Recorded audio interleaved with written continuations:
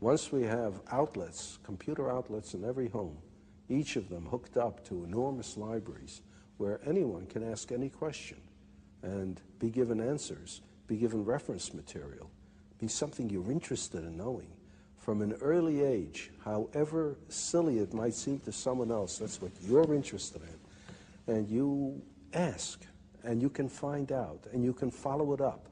And you can do it in your own home, at your own speed, in your own direction, in your own time. Then everyone will enjoy learning. Nowadays, what people call learning is forced on you, and everyone is forced to learn the same thing on the same day at the same speed in class. And everyone is different. For some it goes too fast, for some too slow, for some in the wrong direction. But give them a chance, in addition to school, I don't say we abolish school, but in addition to school, to follow up their own bent from the start. Well, I love the vision, but what about the argument that machines, computers, dehumanize learning? Well, as a matter of fact, it's just the reverse. It seems to me that it's through this machine that for the first time we'll be able to have a one-to-one relationship between information source and information consumer, so to speak.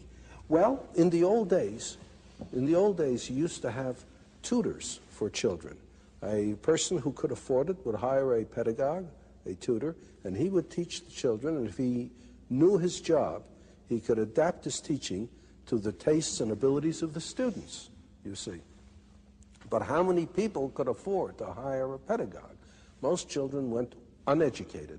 Then we reached the point where it's absolutely necessary to educate everybody. But the only way we could do it is to have one teacher for a great many of students, and in order to organize the situation properly, we gave them a curriculum to teach from.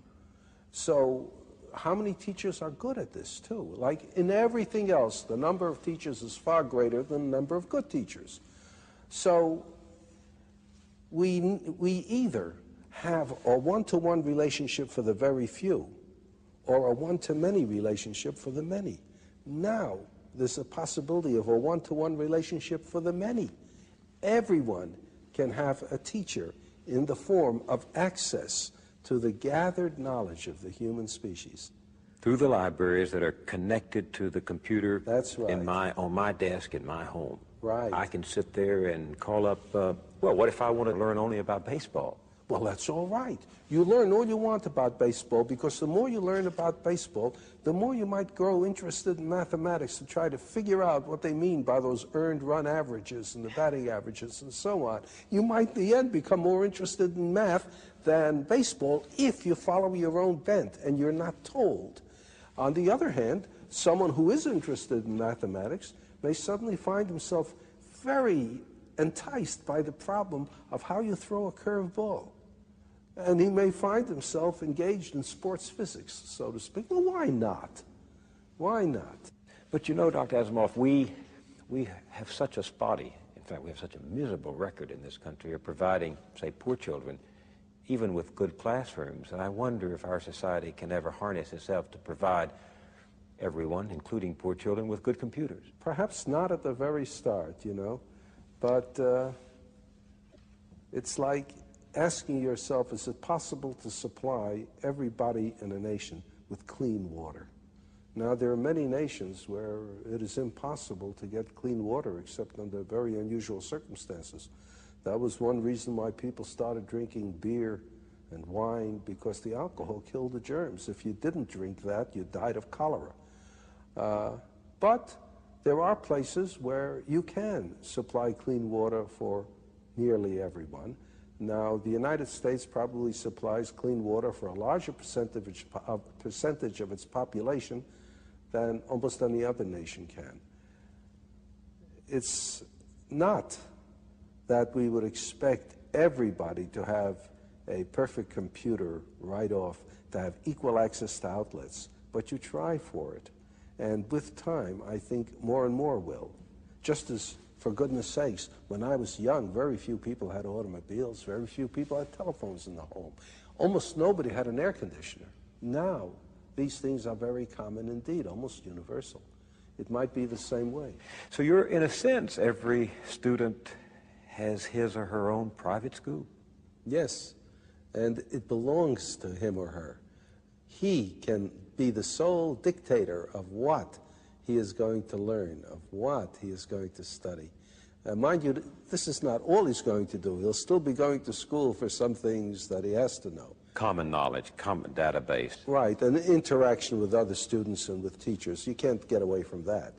But he's got to look forward to the fun in life, which is following his own bent. This revolution you're talking about, personal learning, it's not just for the young, is it? No, that's a good point. No, it's not just for the young. That's another trouble with education as we now have it. It is for the young, and people think of education as something that they can finish. And what's more, when they finish, that's a rite of passage into manhood. Real world. Right. I've finished with school. I'm no more a child. And therefore, anything that reminds you of school, reading books, having ideas, asking questions, that's kid stuff. Now you're an adult, you don't do that sort of thing anymore, you see? And in fact, like prison, the reward of school is getting out. Exactly. Kids begin to say, when you're getting out. And every kid knows that. Every kid knows the only reason he's in school is because he's a kid and little and weak. And as soon as and in fact, if he manages to get out early, if he drops out, why, he's just a premature man. Yeah, so that's exactly right. In the city, I've talked to some of these dropouts, and they think they're there. They think they've become men because they're out of school. That's right. What's wrong with this? Well, what's wrong with it is you have everybody looking forward to no longer learning, and you make them ashamed afterwards of going back to learning.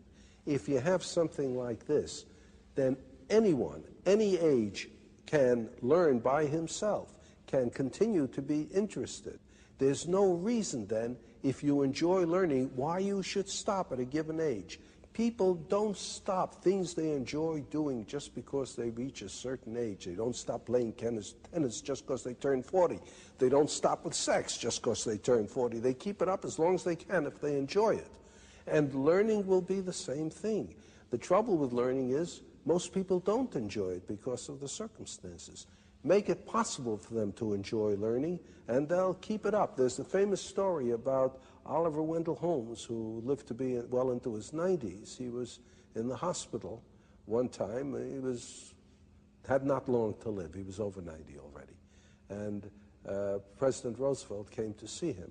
And there was Oliver Wendell Holmes reading a Greek grammar. And Roosevelt said, "Why are you reading a Greek grammar, Mr. Holmes?"